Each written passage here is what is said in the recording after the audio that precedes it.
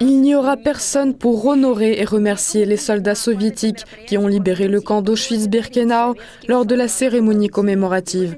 Aux organisateurs et à tous les Européens qui seront présents, il convient de dire, les soldats soviétiques ont sacrifié leur vie et leur sang pour vos vies, votre travail, vos loisirs, l'existence de vos peuples et de vos enfants. Ils ont vaincu le monstre du Troisième Reich. Vous avez envers eux une dette éternelle. Les 80 ans de la libération d'Auschwitz sont commémorés en Pologne ce lundi 27 janvier. Un moment solennel auquel de nombreux dirigeants européens sont conviés, mais qui sera célébré en l'absence de la Fédération de Russie. Honte et crime moral, l'un des hauts lieux de mémoire de l'Holocauste, Auschwitz-Birkenau, le plus grand camp de concentration nazi en Pologne, commémore aujourd'hui le 80e anniversaire de sa libération par les troupes soviétiques. Le monde entier, ou presque, y est convié, à l'exception des représentants de la Fédération de Russie.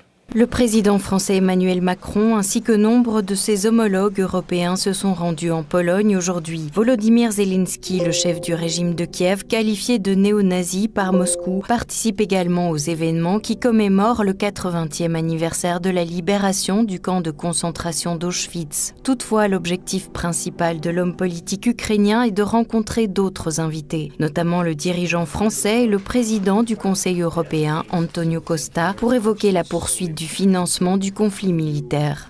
Je me suis entretenu à Cracovie avec le président du Conseil européen, Antonio Costa. Parmi les principaux sujets abordés figurait le renforcement de la pression sur la Russie par les sanctions, avec le 16e paquet de sanctions. Nous avons également discuté de l'aide à la défense pour notre pays, du développement de notre industrie de défense et de l'importance de nouvelles initiatives pour fournir des munitions. Toutes ces mesures renforceront la position de l'Ukraine en vue de parvenir à une paix juste et durable. Les représentants de la Russie, dont les troupes soviétiques avaient libéré environ 7000 survivants à Auschwitz le 27 janvier 1945, comptaient auparavant parmi les principaux invités à l'événement. Mais depuis le début du conflit en Ukraine, la Pologne a cessé de convier la Russie. La porte-parole du ministère russe des Affaires étrangères, Maria Zakharova, a commenté ce désaveu. Il n'y aura personne pour honorer et remercier les soldats soviétiques qui ont libéré le camp d'Auschwitz-Birkenau lors de la cérémonie commémorative.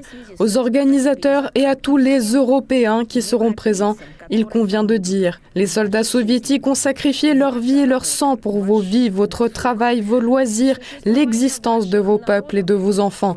Ils ont vaincu le monstre du Troisième Reich. Vous avez envers eux une dette éternelle. Cette année, de nombreuses délégations internationales et des personnalités telles que le chancelier allemand Olaf Scholz et le président de la RFA, Frank-Walter Steinmeier, se rendront à Auschwitz pour commémorer les victimes. Précisons que l'Allemagne n'a jamais envoyé simultanément ses deux plus hauts représentants d'État à de tels événements. Berlin a par ailleurs qualifié de honteux le refus de la Pologne d'inviter la Russie à Auschwitz.